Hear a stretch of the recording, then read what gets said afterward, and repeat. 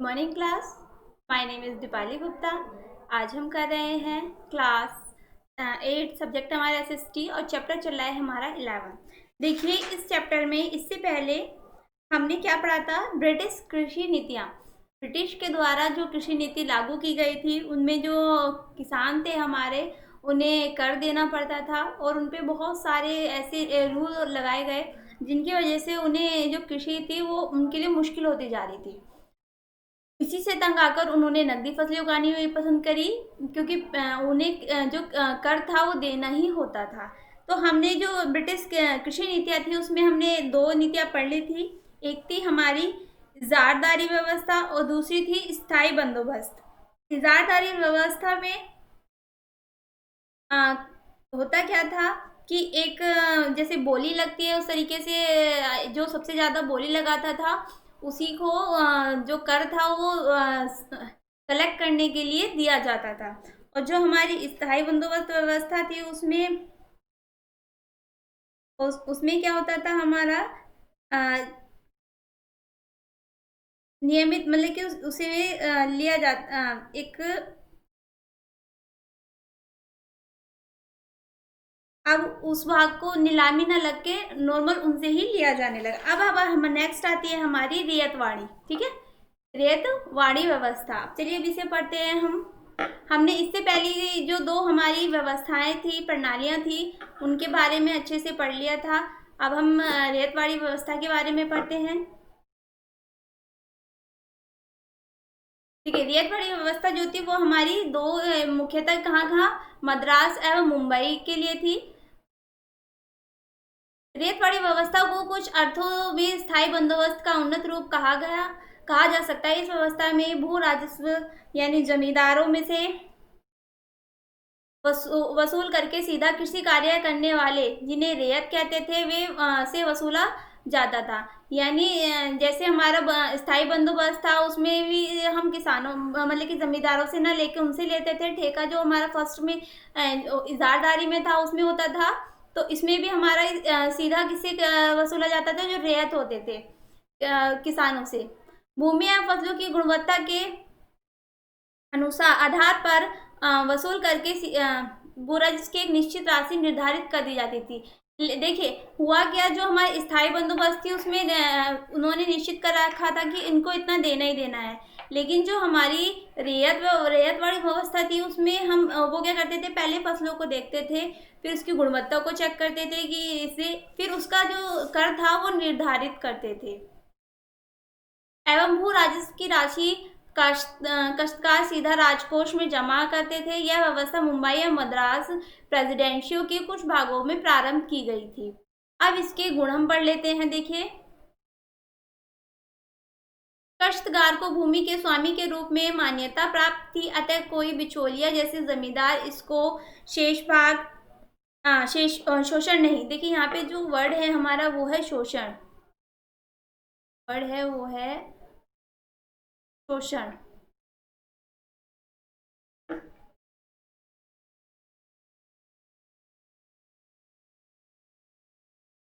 शोषण नहीं कर पाता था। जब ये तक वह अपने भू राजस्व का भुगतान करता रहता था तब तक उसे उसकी भूमि से बेदखल नहीं किया जा सकता था। ब्रिटिश साम्राज्य को भी इस व्यवस्था में नियमित राजस्व की प्राप्ति होती थी। साथ ही समय समय पर ब्रिटिश भू राजस्व की दर में वृद्धि कर सकते थे। सामान्यतः यह अवधि 20 से 30 वर्ष होती थी। अब इसके दोष भी हम पढ़ लेते हैं।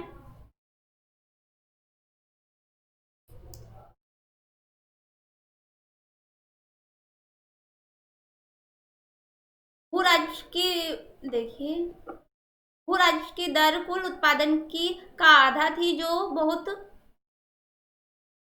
अधिक थी। कृषि कार्य बहुधा मानसून पर आधारित थे। काश्तकार सदैव वर्षा एवं भू राजस्व अधिकारियों की दया पर निर्भर रहते थे। चलिए अब हम नेक्स्ट करते हैं।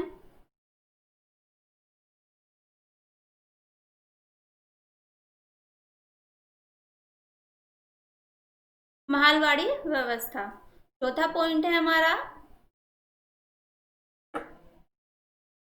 महाल से तात्पर्य गांव या गांव के एक समूह से होता है। यह पूर्व से चल रही राजस्व व्यवस्था की एक उन्नत रूप था। महाल का का एक इकाई माना जाता था, इसमें गांव के प्रतिनिधि भू राजस्व का संग्रह करके उसे राजकोष में जमा करते थे। तब भू राजस्व की दर की समीक्षा एवं उसे पुनर्निर्धारित करने का अधिकार होता था। अतः शासक के लिए ये अधिक लाभप्रद साबित हुई। यह व्यवस्था थी। महालवाड़ी व्यवस्था मुख्यतः पश्चिमी उत्तर प्रदेश, दिल्ली, उत्तर प्रदेश राज्यों, उत्तर पश्चिमी राज्यों, पंजाब एवं मध्य प्रदेश भारत के प्रारंभ में की गई। अब नेक्स्ट है हमारा, देखिए हमारी 4 व्यवस्था थी जो किसानों पर लागू की गई 4 नीतियां थी, उनके बारे में हमने अच्छे से पढ़ लिया। उनका मेन मकसद क्या था? किसानों से कर वसूलना, यानी जिनकी भूमि थी उनके स्वामित्व होने के बाद भी उनसे एक निश्चित राशि ली जाती थी, जिसके कारण जो भारतीय किसान थे वो गरीब होते जा रहे थे। उनको उस कर को चुकाने के लिए जो वहाँ के जमींदार थे उनसे पैसे उधार लेने पड़ते थे, ताकि उनकी जो जमीन है वो छीनी ना जाए, और इस कारण जो उनकी स्थिति थी वह दिन पर दिन दयनीय होती गई। चलिए अब आगे बढ़ते हैं ब्रिटिश कृषि नीतियों के समग्र प्रभाव। ब्रिटिश काल की कृषि संबंधी नीतियों का प्रमुख कुल मिलाकर नकारात्मक ही रहा। सापेक्ष में इन नीतियों के निम्नलिखित थे। पहला था, भू राजस्व की दर बहुत अधिक थी, जिस कारण किसानों ने बहुत कठिनाइयां झेली तथा वे कर्जदार हो गए। नंबर 2, जब कोई किसान अपने भू राजस्व का भुगतान नहीं कर पाता था तो उसे गांव के महाजन से ऋण लेने को मजबूर किया जाता था, जिसकी ब्याज की दरें बहुत अधिक होती थी। इस कारण उसकी दशा बद से बदतर होती गई। कृषि भूमि एक विक्रय की वस्तु बन गई थी, जिस कारण जमींदार के रूप में एक नया वर्ग अस्तित्व में आया। ये लोग भूमि पर कार्य करने नहीं जाते थे, लेकिन फिर भी ब्रिटिशों के विश्वास पात्र थे। नंबर 4 है हमारा, ब्रिटिश साम्राज्य का सरोकार केवल अधिक से अधिक भू राजस्व वसूलने का था। भूमि सुधार तथा सिंचाई व्यवस्था के उनमें से उनकी कोई रुचि नहीं थी। नंबर 5 है हमारा, ब्रिटिश की मशीन से बनी वस्तु के कारण भारत का व्यापार एवं कुटीर उद्योग का विकास बंद हो गया, जिस कारण इस क्षेत्र पर और भी अधिक दबाव बन गया था। अब नेक्स्ट है हमारी वाणिज्य फसलों का उत्पादन। वाणिज्य यानी जो हम उद्योग के लिए करते हैं। ब्रिटिश ब्रिटेन में अपने उद्योग को चलाने के लिए भारतीय किसानों से कच्चे माल के उत्पाद की अपेक्षा रखते थे, और औद्योगिक क्रांति, देखिए जो वर्ड हमारा यहाँ रह गया है वो औद्योगिक है। औद्योगिक क्रांति लाने के लिए उन्होंने ब्रिटेन में बहुयात में उद्योगों की स्थापना कर ली थी। अतः वे भारतीय किसानों को नकदी फसलों के उत्पादन के लिए मजबूर करते थे। इस कच्चे माल से वस्तुएं तैयार करके ब्रिटिश इन्हें पुनः भारत लाते। इससे ब्रिटिश लोगों को बहुत फायदा हुआ, लेकिन भारतीय कृषक और शिल्पकार विभिन्न ही बने रहे। अब है फसलों के वाणिज्यकरण के कारण।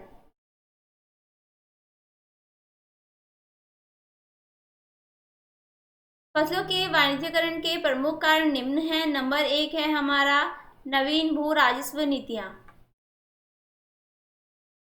नवीन भू राजस्व नीतियां इजारादारी, स्थायी बंदोबस्त, रियायतवाड़ी तथा महालवाड़ी ने कृषकों को ऐसी फसलें उगाने के लिए मजबूर किया जिसे उन्हें नकदी प्राप्त हो तथा वे अपने भू राजस्व के लिए निर्धारित राशि का भुगतान दोनों ही स्थितियों में, उनकी फसल ठीक हो अथवा खराब हो जाए, करने में सक्षम हो। इस कारण उन्होंने नकदी फसलों का उत्पादन प्रारंभ कर दिया।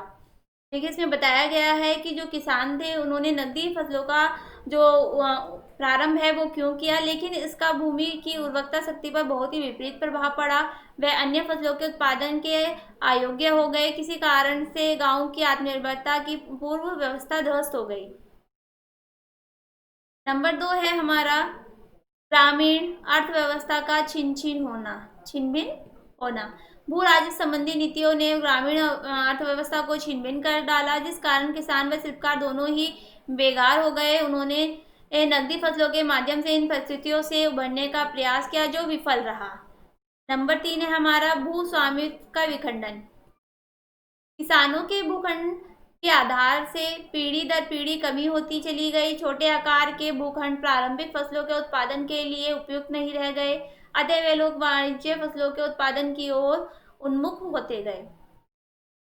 अब है, कुल मिलाकर फसलों के वाणिज्यीकरण ने किसानों के हितों पर विपरीत प्रभाव डाला। हालांकि इस कारण उनके दृष्टिकोण में व्यापकता आई और उन्होंने अपने उत्पादन का विक्रय कस्बों के में करना प्रारंभ कर दिया। वे आधुनिक जीवन पद्धति के संपर्क में आने लगे। फसलों के वाणिज्यीकरण ने साधन संपन्न किसानों को और भी संपन्न किया, लेकिन साधन रहित किसानों की दशा दयनीय होती चली गई। यानी जो बड़े किसान थे वो तो उनकी दशा संभलती गई, लेकिन जो छोटे किसान थे वो और भी ज़्यादा, उनकी जो दशा थी, जो हालात थे वो बिगड़ रहे थे। अब किसानों का विद्रोह।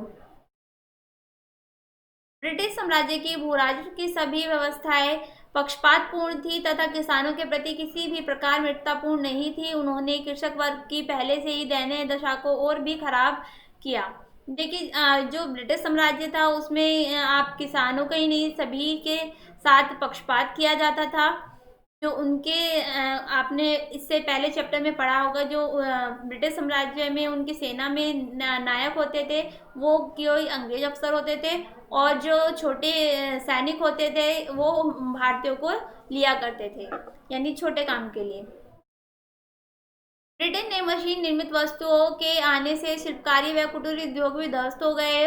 इसका दुष्प्रभाव भी कृषकों पर ही पड़ा, क्योंकि कृषक अपने बचे हुए समय में शिल्पकारी व कुटीर उद्योग के कार्य करते थे। भू राजस्व की पूर्ति करने हेतु कृषि भूमि पर दबाव बढ़ता चला गया। साथ ही महाजनों तथा जमींदारों के शोषण के चलते किसान स्वयं को असहाय पाने लगे। उनके जीवन के सभी संसाधन नष्ट होने के कारण उनके अंदर आक्रोश बढ़ने लगा, जिसका आंदोलन में परिवर्तन होना स्वाभाविक ही था। ब्रिटिश ईस्ट इंडिया कंपनी ने 1765 ईस्वी में बंगाल, बिहार एवं उड़ीसा में दीवानी अधिकार प्राप्त करने के पश्चात अनेक उग्र आंदोलन का सामना किया। 1857 ईस्वी में ईस्ट इंडिया कंपनी के शासन संबंधी अधिकार ब्रिटिश सरकार के हाथों में चले गए। एक साधारण किसान को अपने उत्पादन का केवल 45% ही प्राप्त होता था, क्योंकि 40% उत्पादन ब्रिटिश ले लेते थे तथा 10 से 15% जमींदार व बिचौलिया हड़प लेते थे। इतना ही नहीं, अगर कोई किसान अपने भू राजस्व का भुगतान नहीं कर पाता था तो उसकी भूमि को नीलाम कर दिया जाता था। इस व्यवस्था से असंतुष्ट किसानों का एक वर्ग खड़ा कर दिया, जिसके अंदर आक्रोश उभरना स्वाभाविक ही था। किसानों का विद्रोह ब्रिटिश अधिकार वाले लगभग सभी क्षेत्रों में उपजा। सभी बड़ी संख्या में बड़े व छोटे कृषक विद्रोह पनपे, जिनमें से कुछ प्रमुख विद्रोह निम्न है। देखिए, इसमें बताया गया है कि जो किसान थे उस समय जब ब्रिटिश साम्राज्य था तो उन्हें अपनी जो उनकी मेहनत थी उसका 40% ही मिलता था। उन्होंने जो फसल उगाई, उन्होंने पूरे साल या जो उस फसल में मेहनत की उसका 40% ही उन्हें मिल पाता था। उससे उसमें अगर उनकी फसल को कुछ ख़राब हो जाती है या सही से नहीं हो पाती है तो और भी उन्हें नुकसान हो जाता था, जिसमें से 40% फसल का अंग्रेज ब्रिटिश सरकार ले लेती थी, जो कि लेना ही था उन लोगों को। वो उसमें कोई रियायत नहीं बरती थी, चाहे किसान की फसल कितनी कैसी भी हो वो उतना उसे ले लेती थी। और जो 10 से 15% था वो ज़मींदार, जो बिचौलिया, जो जिनसे वो ऋण लेके अपने कर का भुगतान किया करते थे, वो उनसे ले लिया करते थे। अब विद्रोह के कुछ कारण जो निम्नलिखित है। नंबर 1 है हमारा, सबसे बड़ा पहला कृषक विद्रोह बंगाल में स्थायी बंदोबस्त व्यवस्था में के लागू होने के तुरंत बाद हुआ। सन्यासियों एवं फकीरों ने भी इस विद्रोह में किसानों के साथ मिलकर सशस्त्र संघर्ष किया। यह विद्रोह लगभग 30 वर्ष चलता रहा। तत्पश्चात इसे हिंसात्मक रूप में बदल दिया गया। देखिए, कितने वर्ष विद्रोह करने के बाद उन्हें कुछ भी हासिल नहीं हुआ।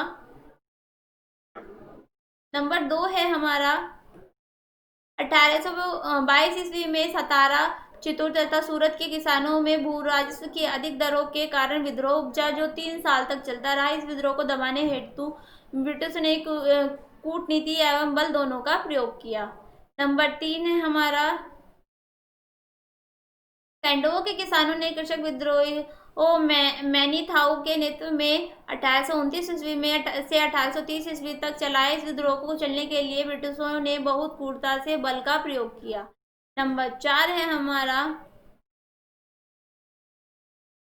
एक बड़ा विद्रोह गंजम में 1835 ईस्वी में हुआ। उसे दमित करने के लिए बड़ी संख्या में सैन्य बल का प्रयोग किया गया। और नंबर 5 है हमारा, 1842 ईस्वी में मधुकर के नेतृत्व में एक कृषक विद्रोह आंदोलन बुंदेलखंड में प्रारंभ हुआ। इस विद्रोह में गौड़ जनजाति शामिल हुई। ब्रिटिश शासक को यह विद्रोह दबाने में 1 वर्ष लग गया। इन सब के अतिरिक्त पंजाब एवं अन्य राज्यों में अनेक विद्रोह समय समय पर होते रहे। इसमें बिहार का च्वार विद्रोह, मालाबार का मोपला विद्रोह मुख्य है। देखिए अब आता है नील कृषक विद्रोह। देखिए नील कृषक के बारे में पढ़ते हैं हम। नील कृषक वे किसान थे जो अपने भूखंडों पर नील की खेती करते थे। देखिए आपने सुना होगा कि उस टाइम पे नील की खेती है, आज भी कुछ एरिया ऐसे जहाँ पर नील की खेती की जाती है। जबकि नील बागान मालिक व जमींदार तथा हाँ देखिए यहाँ पे कुछ वर्ड है जो हमें दिखाई नहीं दे रहा है, वो है हमारा ब्रिटिश। ठीक, क्या है?